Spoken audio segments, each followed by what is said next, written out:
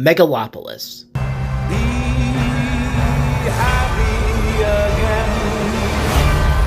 I got the sneaking suspicion that we're not giving the people what they want. It's okay, baby. Let's give the people what they want. Joker Folie à Deux. I have no idea what those girls are coming. Why don't you run from me? I think he can see into the future. What are you wondering? He's trying to change what happens. Julia, get down! Madam Web. What do all three of these films have in common? Those movies will be on my top 10 list of the best movies of the year. Is what I'd be saying if we were living in the bizarro world, but no.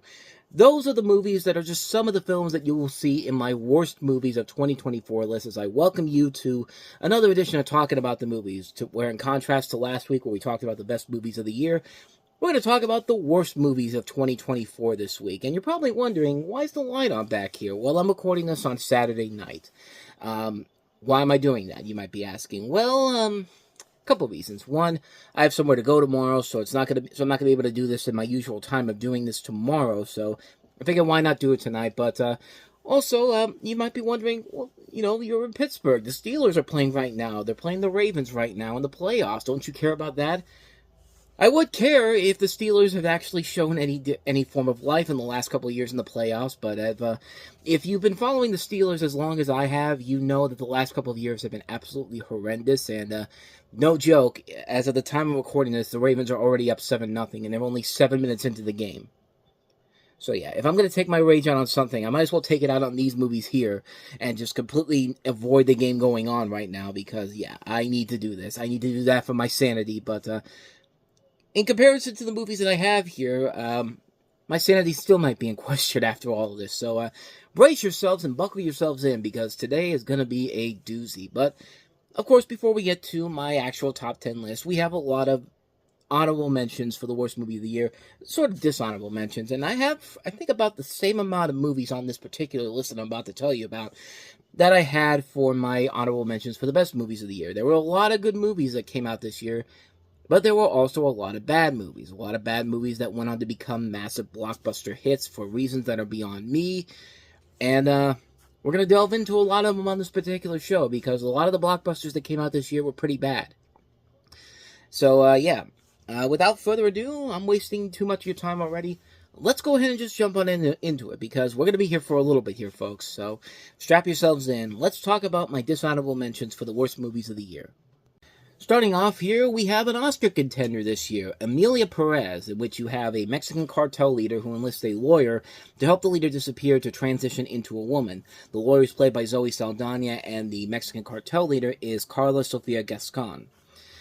Now, this doesn't seem like a bad movie on paper, but when you look at everything in perspective, you have to look really deep into how insane this movie is. Because not only do you have a film that is poorly representing the people that it's trying to get behind, but the songs in this movie are absolutely terrible. This is a musical, by the way. I want you to take a listen to this bit from the little bit of the movie that I have here, because, man, this right here tells you everything you need to know about how wrong this movie is. Take a listen. Hello, very nice to meet you. I'd like to know about sex change operation. I see. Men to woman, or woman to men. Man to woman. From penis to vagina. Fuck off! Oh my god, the music in here is absolutely horrible. The music is terrible, the lyrics are awful. They take people who have proven time and time again that they can sing, Selena Gomez, and completely just dismantle that in this movie here. I'm glad I saw this before the end of the year, because, good lord, this is a disaster. This is an absolute disaster of a film. And yet, this is probably going to win an Academy Award for Best International Feature Film. Think about that for a second. I'll wait. Hellboy the Crooked Man. Just when you thought the David Harbour 2019 movie was the worst of the worst, at least that one was actually trying, and Hellboy did look pretty cool. I mean, it's David Harbour's Hellboy. What else do you want me to say about him? This one, however, not so much. This one feels like the made-for-TV movie, made-for-TV pilot for a new Hellboy series rather than an actual movie, because, good lord, This one is a mess. This is a mess of a film on so many levels. Hellboy looks absolutely horrible. The visuals in here look terrible. There's just so much wrong with this movie all across the board. Like, I couldn't believe how bad this movie was. And this is made by the same team, Mark Neverdine and Brian Taylor, who of course did the Crank movies. Actually, no, this is actually just Brian Taylor. And you can tell that when these two split up, they've really lost a lot of what made their work so good in the process. I mean, they made Crank and Crank High Voltage, two excellently fun, over-the-top movies. But when they split apart, this is the end result you get from it. A terrible film, another really bad adaptation of Hellboy. Just stick with the Ron Perlman, Guillermo del Toro movies. I mean, those are looking way, way better by comparison. Those are the great movies. But everyone they've done since then has been absolutely abysmal. And this one is no exception. Rebel Moon Part 2, The Scar Giver. Did you hate the first Rebel Moon? You're going to hate this one too, because it's even more obnoxious, more annoying, and more uninteresting on a number of different levels than is from what Zack Snyder is trying to do with his version of Star Wars. And yeah, this movie sucks. This movie is absolutely horrible. It's as bad as the original Rebel Moon, if not worse. And watching both of these movies together doesn't make it any better either. It still looks absolutely terrible. It's a terrible film, a complete waste of time, a complete waste of hundreds of millions of dollars gone to this pile of garbage film. Avoid this one like the plague, please.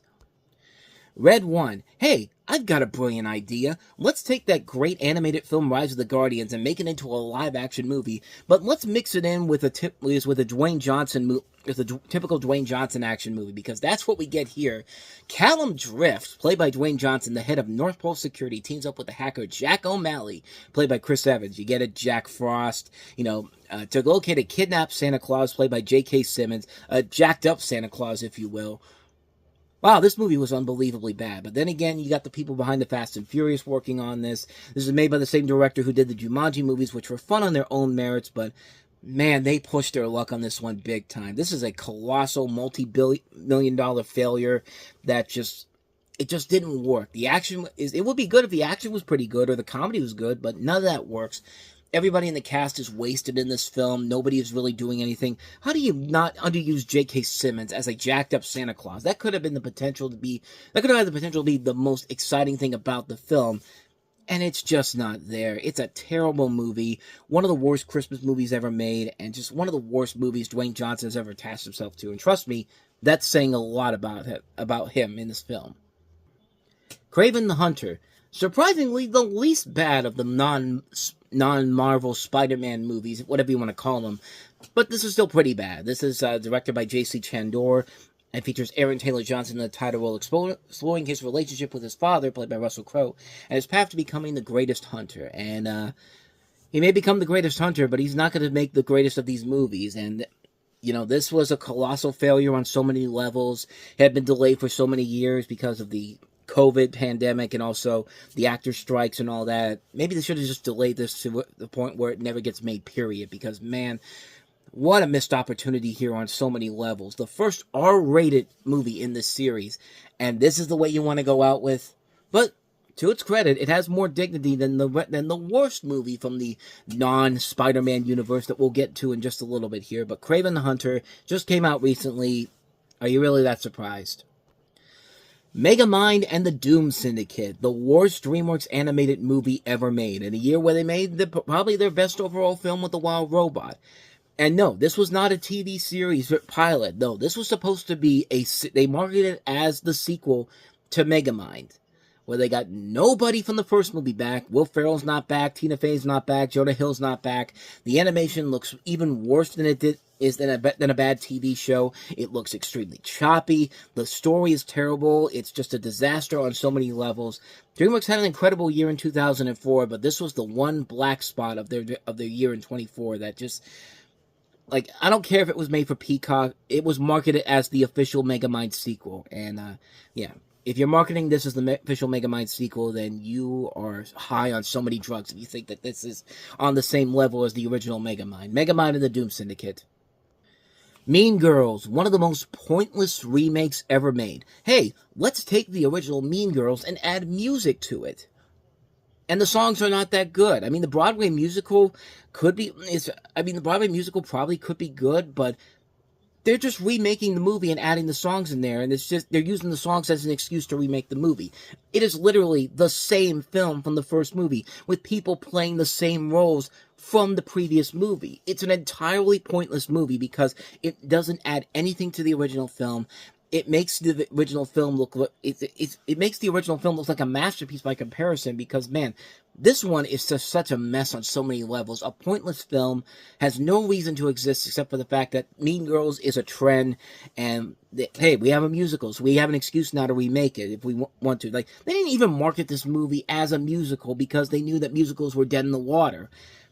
And yeah, just such a mess on so many levels. Mean Girls, it came out early in the year, and I'm certainly not going to forget it as one of the worst movies of the year. Nor am I going to forget the next movie on the list, which is Night Swim.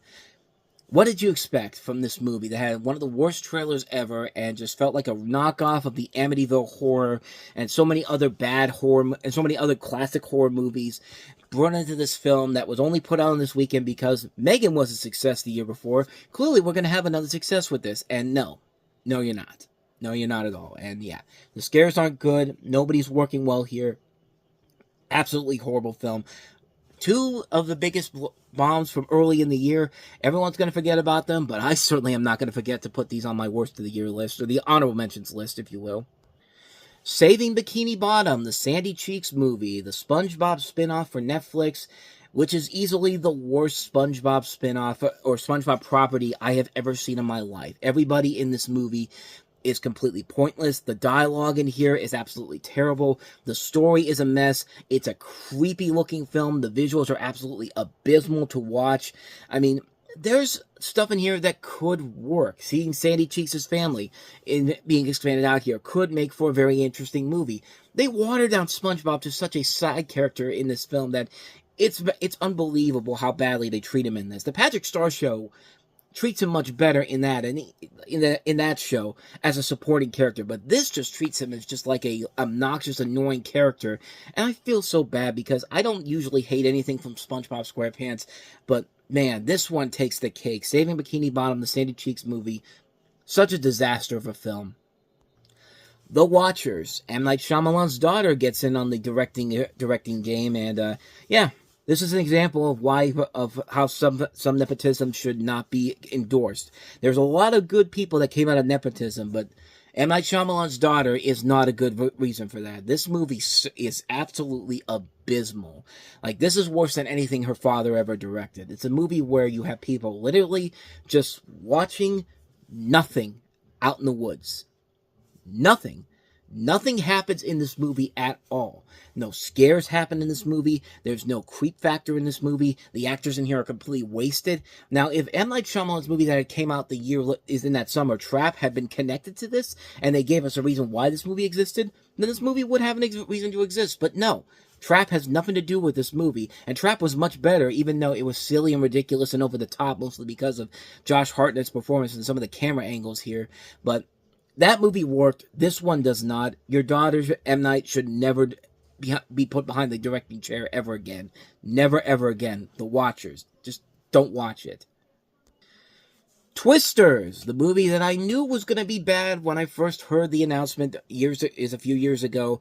And then I saw the trailers and I saw how bad it looked. And yeah, it wasn't good. I don't care if it was the biggest hit, one of the biggest hits of the summer. I don't care that everybody loves it because it's got Glenn Powell in it. Yeah, Glenn Powell's a great actor, but I'm sorry, he's picking really bad movies. Him and Sydney Sweeney need to fire their agents and get better movies because man, this movie sucked. Quite literally, this is not a good movie by any means necessary. We made a sequel to a film that doesn't need to have a sequel to a film that wasn't even that good to begin with. It's like Independence Day all over again. And everything about this movie is just obnoxious. It's annoying. I never want to hear anybody say anything bad about the Jurassic World movies or Fast and Furious because, yeah, the good Fast and Furious movies and the good Jurassic World movies have a point of existing. They expand the story. They've done absolutely nothing here except update the technology of what they could do, these storm chasers could do. If you want to see a better version of Twisters, you don't even have to go to the movie theaters to see it. Just go online, look up Smitty's storm chasing video, and see how much better it really is. That thing's gonna blow up your computer, bro. Guys, Yeah. what could be worse than one tornado? We got twins? In a 30-second tornado. We got twins? Behind. So ridiculous. Oh shit, I tried to jump out of the car and it worked. Oh, I just ran into a house. And now you're being picked up. There we go. Probe. Oh my God. Hug your loved ones. Hug me. Hug Frames. me. Get close, get close. Oh my God. Guys, stand still. Look at me and smile. Just look at me. Troy, I'm okay. Jeez. Oh, yeah, jeez. Dude. He doesn't know where you spawn. He's gonna be right there. I think he's right above me. He doesn't know where you is. are. He doesn't know where you are. It's forming tougher. Do you not see the eye of the storm? Look at that Guys. shit. He's definitely coming in. I'm going. Damn, that's crazy. Guys, he's forming right above me. Hey, can I get a pickup really quick? Yeah, I'm on my way. Hey, yeah. can I? Yeah. Hey, I'm gonna need a pickup. Yeah, Not by you, Smitty! Yeah, no problem. I got you, buddy. You jackass. Whoa, why am I getting a warning? Why the sirens going back off? I don't He know. didn't leave. Like tornadoes, bro. There's tornadoes, He bro. didn't That's leave. why. He didn't leave. He's forming on me. Oh my God! He's right above me! Where do I go? He painted me! He painted me! Save yourself! Oh my God. Holy shit, Troy, no! He's spinning on your legs! Troy, no! Evil Where'd he ass go? tornado. Bro, that was a Wow, scene it's out of peaceful Nope. up here. That was a scene out of Nope. See right there? That was funny. It had heart to it. It actually had a reason to exist. And it's only 30 minutes long, and you don't have to waste your time on garbage like this. I just wish that we would stop doing this, because stop remaking movies and calling them sequels, because this is nothing but the original film all over again. And let's get a director who has never directed a blockbuster before, but hey, he directed an Oscar-nominated Best Picture, because clearly that means he's more than capable of handling a project like this. And no, he's not. Twisters is a mess of a film. Everybody else loved it. I hated it. It's going on my honorable mentions list of the worst of the year. Speaking of sequels that did not need to exist, Despicable Me 4. We're just running out of ideas, because yeah, this is the one where they literally ran out of ideas of what to do. Hey, let's throw in superhero minions. Why not? And that's going to be the focus of the new Minions film that's coming out, which actually, as I'm recording this, just got moved to next summer, so I should be looking forward to that. But then again, I like the Minions movies more than I like the Despicable Me movies. They've literally run out of ideas to what to do with the Despicable Me movies at this point. This film in particular was such a snooze fest. I was bored watching this movie. I didn't find one joke funny. I didn't find one bit of animation good at all. The characters they add in here are absolutely ridiculously stupid. The only reason this movie exists is because that it gives an excuse for parents to take their loud kids into a movie theater, to shut them up for an hour and a half, and then leave and then go back to being loud again. That's the only reason this movie exists. It's a film that has no purpose of existing except to shut your kids up, and Universal will collect all the money it needs to keep this franchise going. Just enough already. And unfortunately, we're going to get more of these movies down the road. It's just going to happen, and I just got to accept it at some point. But I'm not going to accept how bad these are. I'm not going to accept me pushing back on saying that they're good movies. No, this one sucked. This is the worst one of the bunch. Avoid Despicable Me 4 if you have kids and you're smart enough to give them something that they can actually be entertained by, not this pile of garbage of a film. And we're going back to January for another one here. Lift, the F. Gary Gray directed film starring Kevin Hart. It follows an international thief and his crew who team up with an Interpol agent to steal $500 million worth of gold bullion along a passenger flight.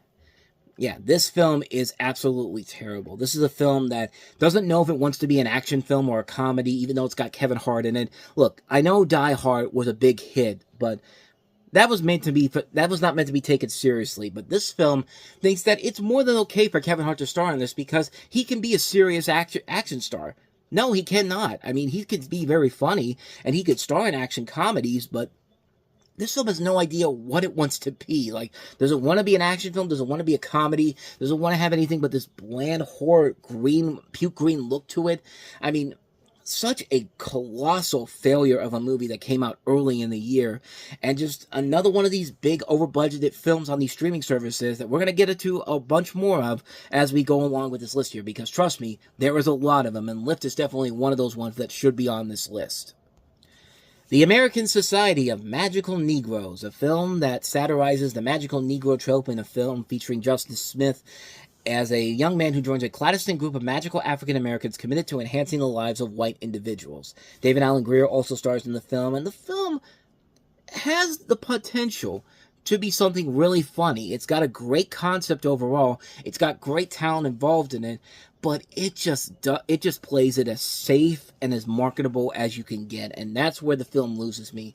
And right away, you're just in a dead zone at this point, because if it wants to satirize this trope, you've got to go all in on it. You can't just go ahead and say that we're going to do this and then just pull the curtains back and say, nah, we're not going to do it. We're just screwing around with you, you know. This film was such a colossal failure on so many levels because it blew an opportunity to smack down this trope that's been in films for so many years. But it doesn't want to make fun of it. It doesn't want to celebrate. It doesn't even really want to celebrate it, really. It's just lost in what it's trying to accomplish here. So yeah, the American Society of Magical Negroes, just good idea, bad execution. Back to Black. Man, talk about another movie with a lot of good opportunities, but a wasted product in the final run. The person who plays Amy Winehouse in this movie, I can't remember her name now, Marissa Abella, pitch perfect in here. She's absolutely incredible. She channels Amy Winehouse in this movie. But unfortunately, the movie is a safe and marketable mess of a film. Like most musical biopics, they don't want to go deep into Amy Winehouse's true problems that she had, because she had a lot of problems. But no, this is a film that was clearly greenlit by the Amy Winehouse estate because they don't want her life to be. They don't want a movie about her life and her dark times. No. We'll throw in the dark times, but not the dark times that everyone wants to see. This film failed on so many levels, and I shouldn't have expected anything less from the director of 50 Shades of Grey, because this is that person, and man, what a wasted opportunity this was on so many levels. You wasted a great performance by one of the great musicians we had, and you failed to tell a really engaging storyline and just went for the safe route, and it bit you in the ass big time. Back to Black is another one of those examples of a musical biopic that plays it safe and marketable, because we don't want to offend the family of these people involved for the dark shit that they actually did in real life, because heaven forbid they want to be told the cold hard truth about what actually happened. Next up, Gladiator 2. Hey, I was one of those people that said that this was going to be terrible, and sure enough, it's another Ridley Scott failure. It's a film that has no reason to exist. The only reason this movie has any reason to exist, I should say, is because of one thing, and that's Denzel Washington, who is great in here. But then again, it's Denzel Washington. He's the greatest actor we have, and of course he's going to give it his all in this film. He's the only reason this movie exists. Everything else, the only reason this movie exists is because people want to believe that Ridley Scott still has what it takes. No, Ridley Scott is the is the opposite of somebody like George Miller or Steven Spielberg. You know, these guys who can still do it even at their old age. There's a lot of other directors I can name here, but Ridley Scott is just ripping off his own stuff all over again. He has not made a good movie since The Martian, and Gladiator 2 is definitely another one of those movies that joins that list of films that just Ridley Scott should just be in a retirement home at this point, because, yeah, you made a lot of good movies in the past, but it's time for you to move on. It's just time for you to go on and do something else with your life.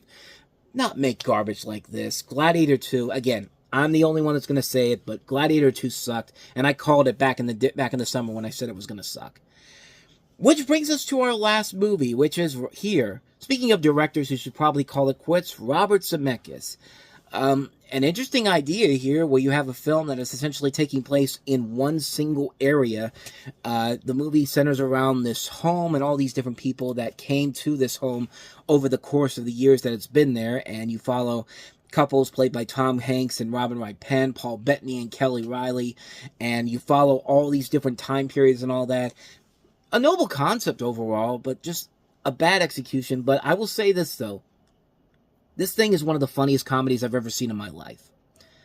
This was marketed as a drama, but man, this movie was absolutely hilarious for all the wrong reasons. This film made me laugh so hard watching this. I had a good time watching it, especially in scenes where you have scenes that should not be funny by any means necessary. Watching a poor kid getting hit by her older brother and getting knocked to the ground. But no, the way they play this in this movie is one of the funniest things I've ever seen in my life. Take a look at this. Ready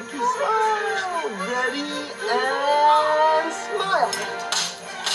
Okay, calm down, Ricky. Ricky, sit down. Sit over here. Ricky, okay, we can't ask you to jump. Ricky, sit down, honey. Rick Jonesy, sit down next to your sister. Ricky. Ricky, sit up! God damn it, Ricky, sit up! Oh my God! I'm sorry. I know I should not be laughing at this. I know I should not be laughing at a kid getting injured like that, but just the fact that the kid hits her in the back so hard that she face plants to the ground. This movie, I think somebody put it on social media best. This thing does sudden face plants incredibly well. Like, these are bordering on Family Guy levels of falling down. Like, you never seen an episode of Family Guy where somebody is just too drunk and they just collapse to the ground with their legs all up in the air. That's what this feels like watching this movie. And yeah, I'm not getting all the emotional, heartfelt moments that they want from this film. Yes, I know this is a bad film by Robert Zemeckis, who has really put his work out there to pasture, but god damn, man, I was laughing my ass off at times watching this movie. This is one of the funniest comedies I saw this past year, and I know it wasn't marketed as one, but I had a blast watching this. It's one of those so bad it's good movies. I think this is going to be a guilty pleasure film down the road for me, because that's how much I loved how bad this movie was. This is a terrible film, but I loved every minute of it. I loved how ridiculous and over the top it was with some of the scenes that they had in here. Just, I couldn't help it, man. I laughed a lot during this movie, which is more than I could say about any of the other movies that we have to look at in my actual top 10 list. So, let's go ahead and take a look. These are the bottom of the barrel, the top 10 worst movies of 2024, according to yours truly. So, starting off with number 10, let's start off with one of the biggest losers of all time, Kevin Costner.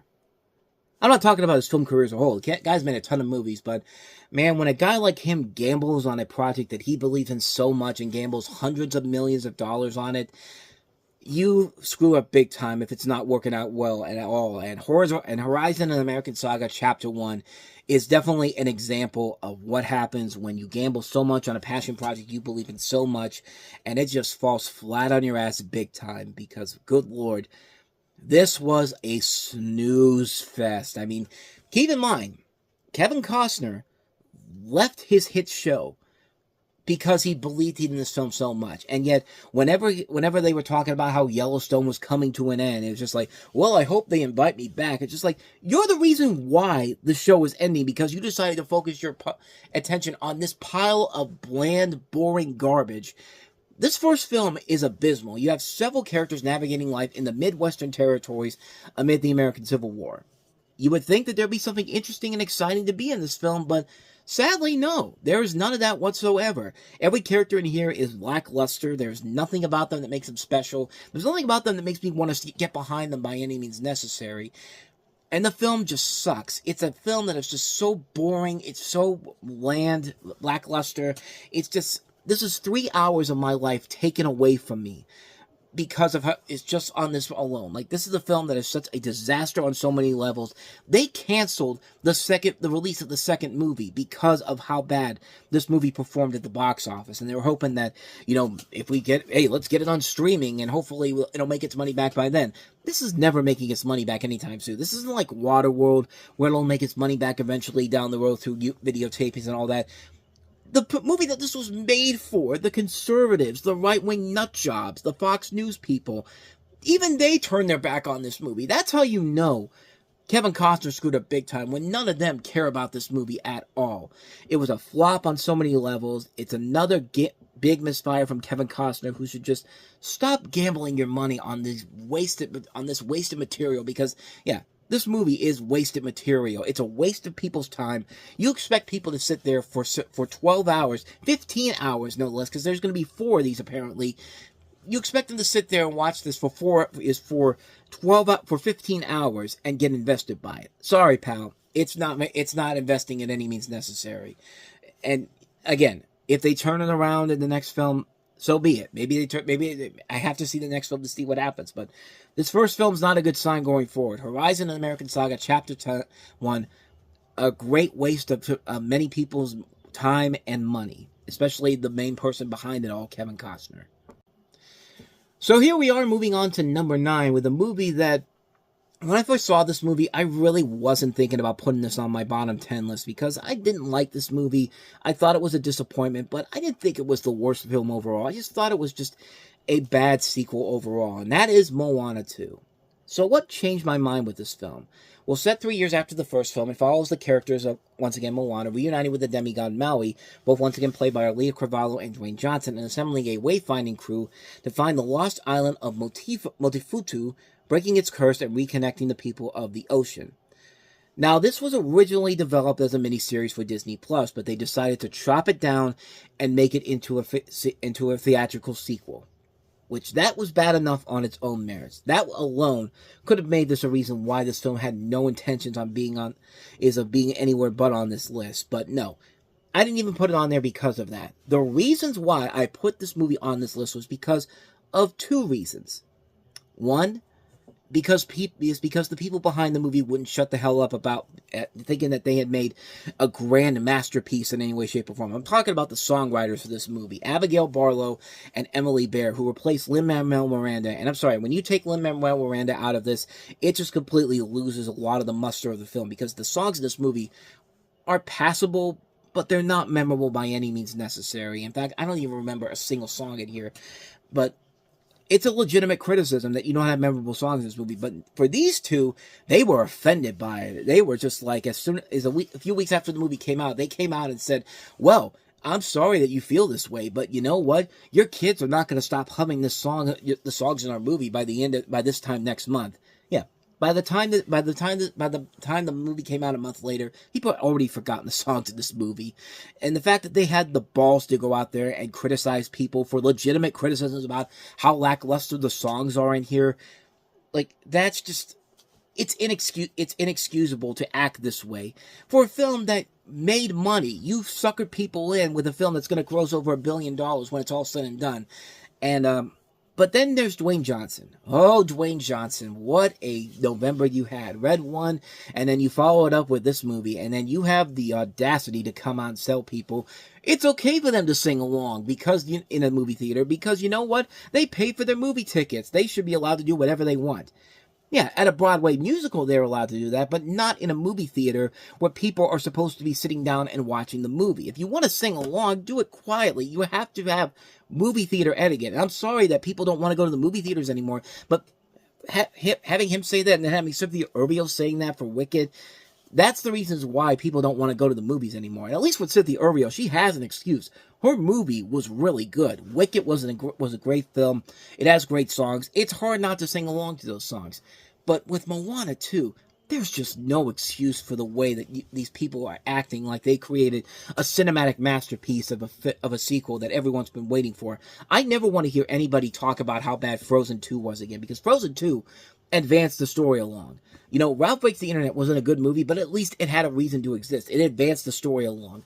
The movies that Disney had made this decade of the 2020s, you know, Raya and the Last Dragon, Strange World, Wish, these movies that people thrashed on, I will gladly defend those movies any day of the week, because this garbage made $1 billion, and it is straightforward garbage. It's a film that is such a regurgitated pile of garbage split up from TV episodes, and the only reason this movie even got made was because Disney lost all that money in 2023 with those movies that underperformed. So they said, "Oh crap, we don't know what to do. Take this miniseries, edit it down into somewhat of a storyline here, and hurry it up because we want to get this out for Thanksgiving." And then boom, there you go. That's how we got this movie. I have nothing. I don't have anything. I don't hate the original Moana. I still love that movie, but they are just doing everything in their power to just kill whatever the good buzz this movie had. Because not only do we have this, we've got the live action movie that is now in production. Because we're gonna spend 12 years destroying. We're gonna spend the next 10 years destroying something that was seen by many people as so special, and now we're just gonna completely ruin it by the time this stupid remake comes out. This movie is bad. I wouldn't have put this on the list had I not seen the arrogance of the people behind the scenes of it. And just for that, it's going to crack the list here. Number 9 on my list of the worst movies of the year, Moana 2. Not for the movie itself, mostly because of the people that just wouldn't shut up like they created some sort of cinematic masterpiece. And they just didn't. They did absolutely not do any of that whatsoever.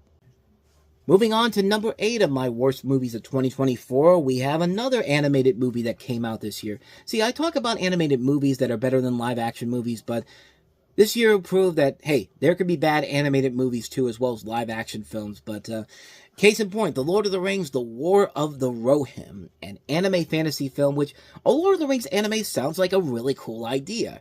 And you have the story of Hel Hammerhand, played by Brian Cox, a legendary king of Rohan, and his family as they defend the kingdom against an army of Dunlendings. And, yeah, this movie, the concept from the beginning sounded pretty awesome when I first heard about it. The idea of a Lord of the Rings anime sounded pretty cool to see on a big screen. And then the trailer came out. And then it looked unbelievably choppy, and it looked lackluster on so many levels. And, it's a 2D animated movie too, nonetheless. And 2D animation on the big screen is really hard to come by nowadays. So why does this movie look as bad as it does? Why does this film look as terrible as it does? And I couldn't understand it per se. Like, even for a theatrical, even when this gets released on home video, is on digital. It's a film that, it looks okay. It doesn't look terrible, but it doesn't look as good as they probably wanted it to be. But then somebody had to let the ball slip, and they didn't even wait a day after the movie came out to say that the only reason that this movie even got made was simply because of this. This movie was created to prevent New Line Cinema from losing the rights to the Lord of the Rings and the Hobbit novels. Really? So, let me see if I got this straight. You decided to make a Lord of the Rings movie not because you want to expand the storyline of this series. You wanted to continue the storyline from the original series. No. You didn't want to do that. The only reason you made this movie was because you wanted to keep those precious rights. You understand how terrible that makes you look as a studio? They did the exact same thing that they did to keep the Superman rights. They put a Superman movie out there in 2013 with a director that had no love for Superman whatsoever. And they put it out there and they kept the Superman rights. Like, this, I'm flabbergasted that not only did they do that, but they did it thinking that nobody was even going to give them shit about it. Well, I'm sorry to tell you this, but yeah, I'm going to give you shit about it because that's a dick move. And as we see, it didn't work out. This thing had a budget of $30 million, and it didn't even make that back. It barely crossed $20 million worldwide. Worldwide. The Lord of the Rings movies made billions of dollars at the box office. The Hobbit films made billions of dollars at the box office. And you couldn't even make back 20 million, 2/3 of your budget back on this movie. And it wasn't a good movie to begin with. It was just a film that just had no reason to exist except to just keep the rights. And it irks me that this happened like this, because it just, nothing about this decision makes any sense whatsoever. We're just gonna make movies now so we can just keep the rights to them. That's like Disney saying we're gonna make a Steamboat Willie movie because we don't want to give up the rights and have everybody turn that Steamboat Willie into horror creatures like they've been doing ever since the Steamboat Willie rights went to the public domain. There's no excuse for a movie to be this bad and this terrible, and then to have the reason for this getting made for just be that particular reason alone. Like, this film is a disaster. This is a disastrous film on so many levels. It's amazing that they had people involved in the production who were involved with the Lord of the Rings movies, who I don't even think really were involved in it. I think they just wanted their names on it because, hey, brand recognition. And yeah, the result speaks for itself. It's a disastrous film on so many levels. Even as a direct-to-video movie, with this should have been, like, this film is a colossal failure on so many levels. It's a film that only exists to keep the rights to something that they didn't really need to do, because who was really going to take the rights away from them? What, MGM? MGM and Warner Brothers worked together on projects. There's no reason for this movie to exist whatsoever. Lord of the Rings, The War of the Rohirrim, just an abysmal mess of a movie. Number 8 on my list of the worst movies of 2024. Moving on to number 7. You knew this was going to show up here at some point. Madam Web. Oh, Madam Web. You came out early in the year. You thought people were going to forget about you so quickly, but nope. You're still one of the worst movies of the year, and it's really not hard to see why. Dakota Johnson stars as Cassie Webb, who confronts her past while trying to save 3 young women, Sydney Sweeney, Isabel Merced, and Celeste O'Connor, from Ezekiel Sims, played by Tahir Ram, who wants to kill them before they become Spider Women in the future and kill him. this movie is as bad as you think it is. I mean, this is a film that just wastes so much talent is on the screen. Like, everybody in here has no purpose to be in this movie. Sydney Sweeney, again, kind of like with Glenn Powell, you gotta fire your agent, man, because you're taking these bad movies and you're ruining your reputation. Like, people don't care because you got the body to save it. But yeah, for people like me, like, it was actually trying to give you a chance to show that you've got acting abilities that you gave us in Euphoria. This is another disgraceful film that you're involved in. Everybody in here is disgraceful for being in this movie. At least Dakota Johnson had the balls to come out and say it was a bad movie during the press junket. She knew this sucker was dead on arrival. What hurts this movie the most is the way that Sony tried to market this film. They had the balls to go get Raven Simone and have her do her That's So Raven thing for the marketing for this movie. I shit you not. This is something that legitimately happened. And it's just like, why? Sony has nothing to do with That's So Raven. Why is she involved in this? Plus, who's talking about Raven Simone in 2024?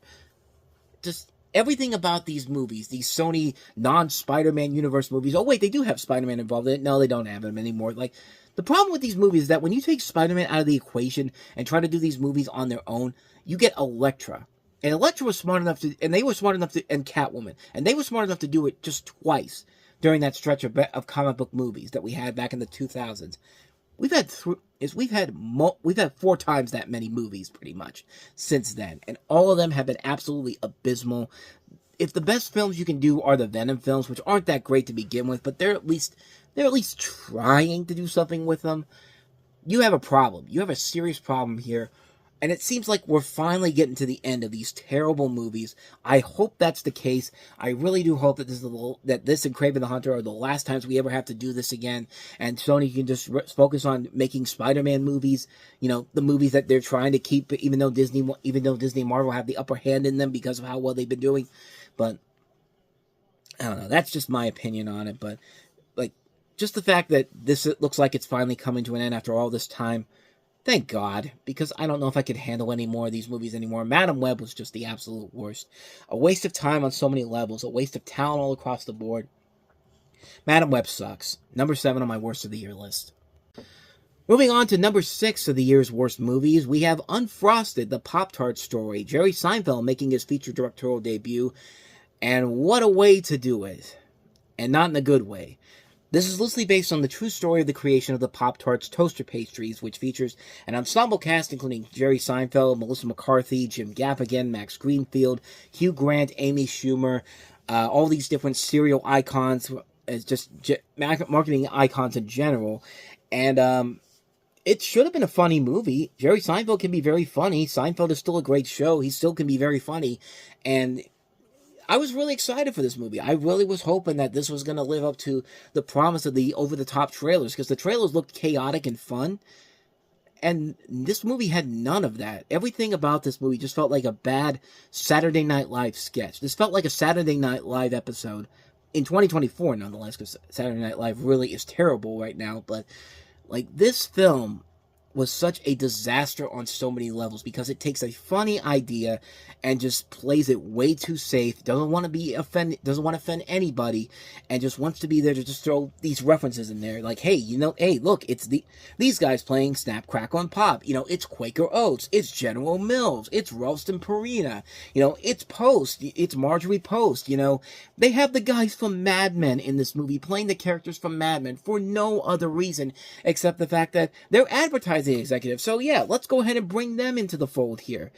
It'd be funny if Netflix didn't spoil it for you when the movie came out on opening weekend. Like, they didn't even wait for the movie to come out to spoil the big scenes in the movie. That was supposed to be a big scene in the film, and they just completely spoiled it for you because they knew that this sucker was dead on arrival. This film is abysmally bad. This is an unbelievable mess of a film that has so many good, talented people just wasting their time in here. The only person in this movie who has any life to it whatsoever and gives this movie some reason to exist is Bill Burr as John F. Kennedy. And that was easily the best thing about the movie, was Bill Burr knocking it out of the park as JFK. He had the best laughs in the movie, but everybody else in this film, such a disastrous film on so many levels. And Jerry Seinfeld could have just taken it and just been like, okay, He's okay. I made a bad movie. Nobody's gonna. Hey, people aren't gonna like it. Some people aren't gonna. I'm just gonna move on from it. But no, you know what he did? He got mad at people for it. He went down the Zachary Levi route by pretending like, oh, you don't like this movie because comedy is woke and all that type of stuff. Like, he did that stupid shit. Like, he was getting booed at the graduation ceremonies where he was the ringleader at it, and it's just like you can't do that. You can't do that with people who have given you so much appreciation for your work over the years. You have to be able to handle criticism for one product in particular. Like, you've done so many good things over the years, Jerry Seinfeld, but this was your low point, not just by doing this. And I think he's even coming back around and saying that, yeah, I did take the criticisms too far, which is more than I can say for Zachary Levi, who we'll get to his little beauty from this year that turned him into a monster altogether in just a little bit. But as far as Unfrosted the Pop-Tart story goes, it's a great idea, just completely butchered by the script, the lack of a concept, the lack of good stuff to give these great people involved in the cast. Just a disastrous film on so many levels. Unfrosted the Pop-Tart story, number 6 of the year's worst movies. Moving on to number 5 of the year's worst movies, part of a banner year for Lionsgate. Let me tell you, Lionsgate had a great year. Yeah, right. Borderlands. You remember this? The movie that they sold as Guardians of the Galaxy, which admittedly had a pretty good trailer at first. It gave me a little bit of hope that this was probably going to be good, even though I was never a fan of the video game series. I never played the video games as a whole, but nope. This was a film that was completely doomed on arrival, because you have Cate Blanchett starring as an outlaw who forms an alliance with a team of misfits to find the missing daughter of the most powerful man in the universe. And she teams up with Kevin Hart, and robot voiced by Jack Black to face off against the villain Edgar Ramirez. You got Jamie Lee Curtis and Gina Gershon among the cast. Ariana Greenblatt is also in here as well. Directed by Eli Roth. And yeah, the film is about as bad as you think it was, but it's mostly because I don't think it's mostly because of Eli Roth. I think it's mostly because of Lionsgate and the fact that Eli Roth supposedly made this film with an R rating in mind. But Lionsgate said, no, we want the Guardians of the Galaxy audience. You're going to make this PG-13. So they had to cut it down and make it a PG-13 movie. And the results have spoken for themselves. The movie is complete and utter trash. Even if you've never played the Borderlands video games, you hate this movie because of just how much nothing about it works. The jokes aren't funny. These actors have no chemistry together whatsoever. The only person who's given it their all in this is Cate Blanchett, and even Kevin Hart, who I thought was very good in this movie, despite the fact that he's the second banana in here, but he's not playing the traditional second banana role. Like, he actually had a pretty fun role in this film, but unfortunately, the movie just gave him nothing to do in terms of making something that actually was going to stand out on its own and not just be a straightforward ripoff of Guardians of the Galaxy. That's what this movie is, just a knockoff of Guardians of the Galaxy, and not a good one. It's a film that is not fun in the slightest. It's a film that tries way too hard to rip off much better material. Would I expect anything less from Avi Arad and Ari Arad, the people who made the Bratz movie, and because the fact that they worked on the Spider-Man movies and Venom and Uncharted, that gives them enough credibility for people to come out and see their movie. Yeah, no, not at all, by any means necessary. So yeah, not a surprise on this one. Borderlands, number 5 on the year's worst movies, and part of a really, really bad year for Lionsgate, as we'll see in just a little bit.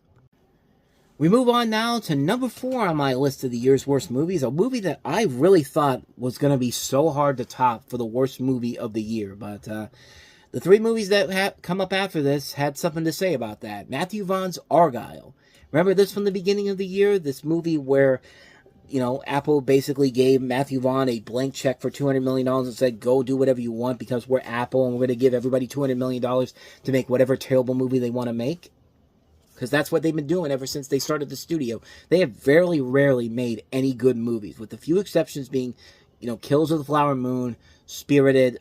I'm thinking of some other ones too, but most of their movies they made have been pretty bad. But this takes the cake for being one of the worst movies that not only destroyed Apple's reputation, but destroyed Matthew Vaughn's reputation as a whole. We have Bryce Dallas Howard as a reclusive author who is drawn into the world of spies and espionage after she realizes that a new spy novel she is writing mirrors real-world events. Which, on paper should be a fun concept on its own. It's got a great cast involved in it. Again, kind of like with Unfrosted. You have people like Henry Cavill, Sam Rockwell, Bryan Cranston, Catherine O'Hara, Dua Lipa, Ariana DeBose, which, yeah, that's another person that needs to fire their agent because, good Lord, what has happened to you, Ariana? You being up there with, Glenn Powell and Sydney Sweeney, just taking these terrible movies and thinking that you're going to do something about them, and you're just not. John Cena, Samuel L. Jackson, a lot of good talent in this film, but this film is just such a clusterfuck on so many levels. So many twists in this movie. There's way too many twists in this film, so much to the point that M. Night Shyamalan would be looking at this movie and going like, guys, pump the brakes on these twists. Like at least M. Night Shyamalan's smart enough to do it just one time, but every twist they pull in this film gets even worse and worse and worse. And everything about this film leads to absolutely 100% nothing of importance at the end of the movie. Oh wait, it does lead to something important, because guess what? It's actually a crossover with Matthew Vaughn's Kingsman franchise. And it's just like, fuck off. Like, the movie is already bad enough on its own, but you're going to take the one thing that you have going for you, the Kingsman franchise, which is already dying on its own merits as it is, and you're going to tie it along with this. Just, like, the stick with Matthew Vaughn has gotten old real fast, and it takes one movie like this to completely ruin any good hope that this guy has in the future as a director. I don't want to see the Matthew Vaughn movie ever again after this. This film, which he made for his cat, by the way, his cat is named Argyle, and that's why there's a cat in the movie. That's the reason why the film's called Argyle. Like, I never want to see anything from Matthew Vaughn ever again after this bullshit. Like, that's how much I hate this film. I hate this movie so much. I hate it so much on so many levels. I hate the talent they waste here. I hate the story. I hate the twist. I hate everything about it. The action is terrible. The comedy is terrible. They wasted $200 million on this movie. I hope you're happy with yourself, America. Not even I don't even think it's their fault in particular. But Apple, I'm glad that you think making these movies for these massive amounts of money. I'm glad you think blowing your money on this makes you happy, because, yeah, you really do not seem to have an iota of wanting to make great films overall. Your few great films that you made are more misses are very few and far between. Like, there's more misses than hits, and this is one of their biggest misses of all time. Argyle is such a clusterfuck of a movie. It's amazing that this was not the worst movie of the year, but as the next three films are going to show you, those films decided we could be worse than this. Starting off with number 3, the sequel to one of my favorite films from 2019. I don't even know if it was my favorite film, but it was probably in my honorable mentions. But Joker Filet Adieu. Yeah, remember when everybody was getting so pissed off that they couldn't see the trailers for this in a movie theater? Remember that one guy who was so pissed off at the movie theater in New York that he decided he was going to call the police if they don't show him the trailer, even though he went to a theater that wasn't going to show the trailer anyway, because it's more of it's more of a specialty theater than a main movie theater. But it would be, but that's not the reason why this is on this list. No. This movie is on this list because this is a film that had no reason to exist whatsoever. The only reason this movie exists? The money. The first film was such a big success, so they had to make a sequel. And let's give Todd Phillips a blank check to do whatever he wants to do, because that's just the way we work here at Warner Brothers. Good old Warner Brothers, the scumbag owner of that company, putting his money where his mouth is on this one. In this movie, you have Arthur Fleck, once again played by Joaquin Phoenix, awaiting trial for his crimes in Arkham State Hospital, where he develops a romantic relationship with another inmate played by Lady Gaga, who is, of course, called to be Harley Quinn, who is obsessed with his Joker persona. And Lady Gaga really is the best thing about the movie. Once again, in a bad movie, she could put in a great performance. She did it with The House of Gucci, and she does it here in Joker Filet Adieu. The problem with this movie is that it has no idea what it wants to be. It doesn't want to be a musical. Doesn't want to be a psychological thriller. What's the purpose of the storyline here? Like, where are we going to go from here? And where this movie decides to go is just all over the place. It has no idea where it wants to go. It just has it's just one of those movies that exists solely for the purpose because the first film made so much money, and because we have no other reason for it to exist. We're just going to do it on that front there. The ending of the movie is one of the most ridiculous things I've ever seen in my life, and I can't really specify how much it's bad. I just want you to hear Melverse, when he watched this movie, watch his reaction, and this is pretty much exactly how I felt about this movie. minus the N-words. Clown sitting there all alone. What a disappointment. What can I get you? And this clown turns and says, if you're mine, you can get me anything. How about I get you what you deserve? Are you fucking kidding me? Are you fucking kidding me? Are you serious? Who the fuck is this? This nigga hasn't had one line until the end of the movie, and then he kills the main character at the end of the fucking movie? Are you serious? Yeah. The guy Joker gets killed, is Arthur Fleck gets killed off by some random guy who we never see in the movie. We never see him before this point. And there's no purpose to it. There's no purpose to it. It's just there because we need an ending. And the whole movie is such a cluster on so many levels. And it starts off with a good little opening. It's an animated opening that's very much in line with the Looney Tunes cartoons. It even starts with like the Looney Tunes, the Merry Melodies music, and you think that in this opening sequence is really good. But once that ends and the movie begins, that's when the downfall begins, and the film just completely falls apart on so many levels. It's just such a disastrous film that has no reason to exist whatsoever, except that the first one was a success, and they had no idea of what they do. They had no intentions of making a sequel, but Warner Brothers said, "Oh, we're going to give you intentions to make a sequel," and this is the end result of it. Just an absolute mess of a film. Joker Filet of Doom, my number 3 worst movie of 2024. As we move along with the number 2 movie on my worst of the year list, Lionsgate, welcome back. This was the worst thing you could have done. Even though you basically was the distributor of this movie, you still distributed this garbage. Francis Ford Coppola's Megalopolis. A film that, just like with Horizon, Francis Ford Coppola had been wanting to make for several years now. It was spent many decades in development hell. You had all the major studios refused to finance the film. They were going to do it on numerous occasions. And then in November of 2022, he finally got the call to make it on his own because he put up $120 million of his own money to make this film. And thus, we finally have the project. And yeah, it's something, all right. The film follows a visionary architect played by Adam Driver in an alternate 21st century New York City restyled as New Rome as he clashes with the corrupt male friend Franklin Cicero played by Giancarlo Esposito, who opposes Catalina's plan to revitalize New Rome by building the futuristic utopia Megalopolis. The film heavily references Roman history, particularly the Catiline conspiracy of 63 BC and the transition from the Roman Republic to the Roman Empire. So yeah, he spent almost 50 years getting this movie made, and this is the end result of all this trouble. A disjointed, sometimes stylishly interesting film that is very pretentious, it is very bland, it features a ton of talent in this movie that should know better. Not just Adam Driver and Giancarlo Esposito, but Nathalie Emmanuel, Aubrey Plaza, Shia LaBeouf, John Voight, Lawrence Fishburne, Talia Shire, Jason Schwartzman, Chloe Fineman, James Remare, D.B. Sweeney, Dustin Hoffman, and this was the best you could come up with after all these years. But it's bad enough to be just a bad movie on its own. But no. Francis Ford Coppola had to go all the way out on this movie and created a film that was so terrible that he would do anything in his power to make it somewhat of a hit, even as these allegations of sexual misconduct came out. But the worst thing besides that was the fact that he had the balls to put out a trailer featuring quotes for his other movies that turned out to not be true whatsoever. They used AI to create these fake quotes for movies that he considers masterpieces. Like, The Godfather's a masterpiece. I can go along with that. Apocalypse Now, absolutely. But Bram Stoker's Dracula? Bram Stoker's Dracula you consider a masterpiece? I mean, it's a good movie, but a masterpiece? Like, I could think of many other movies that are far better than Bram Stoker's Dracula. One from the Heart, The Cotton Club, The Outsiders, Rumblefish. These movies are movies from most of your work from the 1980s is better than Dracula.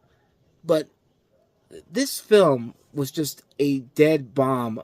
and Francis Ford Coppola was doing everything in his power to try to save it. Like he was the one, like he's the one guy. Like when the bomb was dropping, he's the duck and cover method. Like if I duck and cover, maybe I'll survive this. And no, there's no coming back from a movie like this. This pretentious pile of garbage that's running for almost 2.5 hours.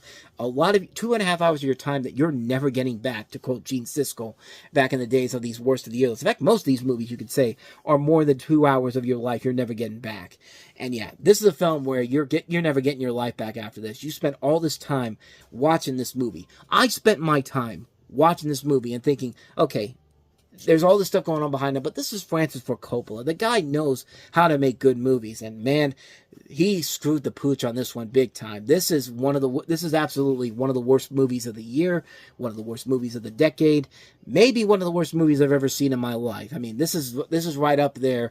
If I hadn't already been doing the top 30 worst movies list of all time, this probably would have been in there. But as it is right now, it's definitely a contender for one of the worst movies of the decade.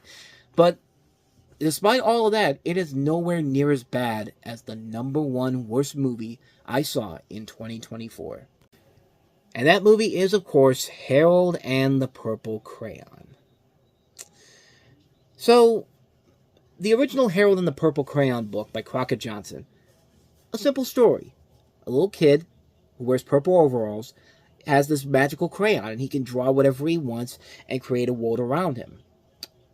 A simple concept. But unfortunately, the producers of this movie, and specifically Tom Rothman, the head of the studio, said, I'm Tom Rothman. I'm the guy that made these terrible family films in the 2000s and over 20th Century Fox. I took classic TV shows from the day and made terrible adaptations of them, like Fat Albert. I took Garfield and turned them into bad movies. I made a lot of money with the Alvin and the Chipmunks movies. But, I've had success here at Sony. I think I want to go back and completely destroy another notable children's classic. So let me take this classic children's book and just completely dismantle to the point where I'm guaranteeing you Crockett Johnson is spinning and rolling in his grave right now for how badly they botched his movie here. Because let's not just do a simple story about this kid and his crayon. No. We need to make him grow up. And, I just saw this one, and I'm Tom Rothman. I just saw this wonderful movie called Shazam! Fury of the Gods, which was a definite step down from the original Shazam. And you know what I like most about that movie? The complete regression of Zachary Levi as Shazam. I want that to be the grown-up Harold in this movie, because that is literally the plot of this movie. A grown-up Harold, played by Zachary Levi, grows up with his magical purple crayon and his friends, who are a porcupine and a moose. And he decides to, let's go to the real world. Why? Why not? Because because this is writing for an early 2000s film. This is like Fat Albert. This is like the Smurfs. Let's do the fish out of water concept with a film that has no intentions that had no reason to have a fish out of water storyline here. And let's make it the most obnoxious, the most bland, and the most stupidest movie ever made, because everybody in this movie is 100% stupid. Everybody that you think of is absolutely an idiot in this movie, from the title character to the main villain of the movie. You can trust me. Let me have a little bit of that crayon, because you can trust me. I mean, look at me. Do I look like a trustworthy person? I'm Jermaine Clement. I played villains in other movies before, but I'm a nice person overall. Well, you seem like a good person. Okay, I'll let you have this crayon here. Oh, and I see you got a white van there that says free candy. Can I have some?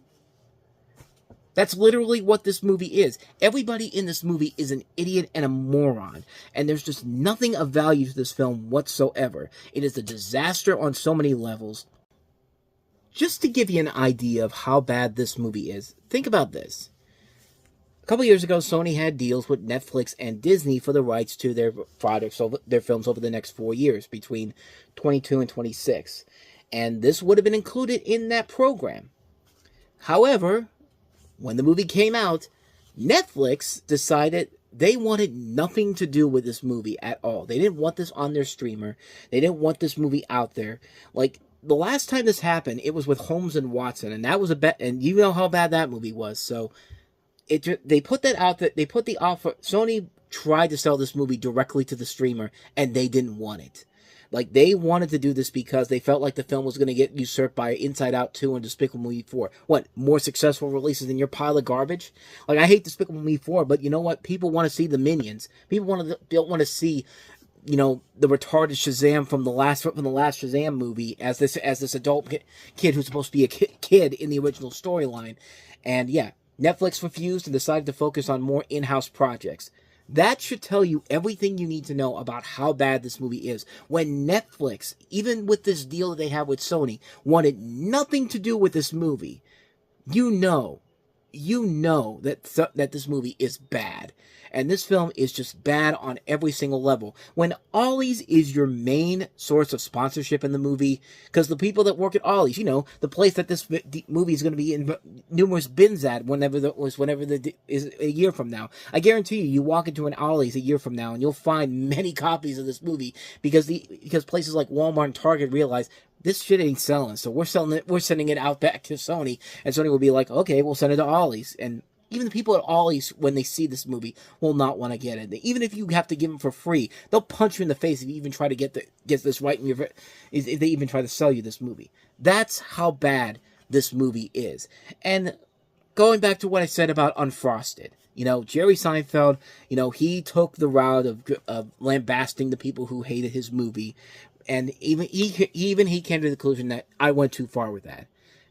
Not Zachary Levi. Zachary Levi said, "No, I'm gonna go far enough. I'm gonna go down the Trump rabbit hole, and you know, I'm gonna get behind Robert F. Kennedy. I'm gonna show everybody how much of a scumbag I really am, because this movie triggered him to a point where, like, he is too far gone. And he may say right now that, you know, I haven't been affected by my support of Robert F. Kennedy and Donald Trump and all them, but give it time."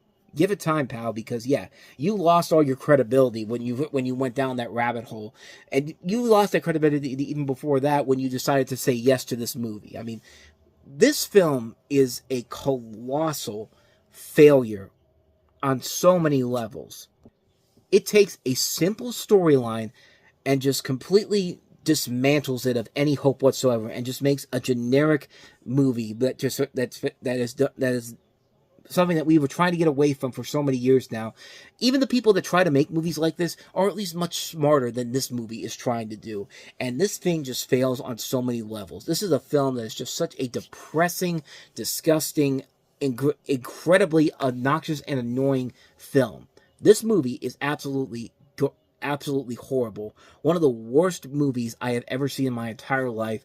One of the worst possible adaptations of a story you can do here. Harold and the Purple Crayon is an unmitigated mess of a film.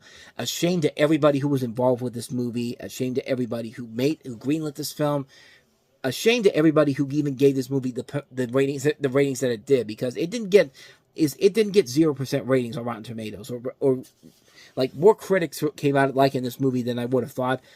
Not a lot, but still, nobody should have come out of this movie saying it was good. Not at all. Nobody whatsoever should have said that this was a good film. Harold and the Purple Crayon, absolutely the worst movie of 2024, and it's not even close. So there you go. Harold and the Purple Crayon is the worst movie of the year. Before we go, though, let's recap both my best of list and my worst of list. If you missed the best of list and you want to see just a little shortened down version of it, I'm going to give it to you right here. So here we go.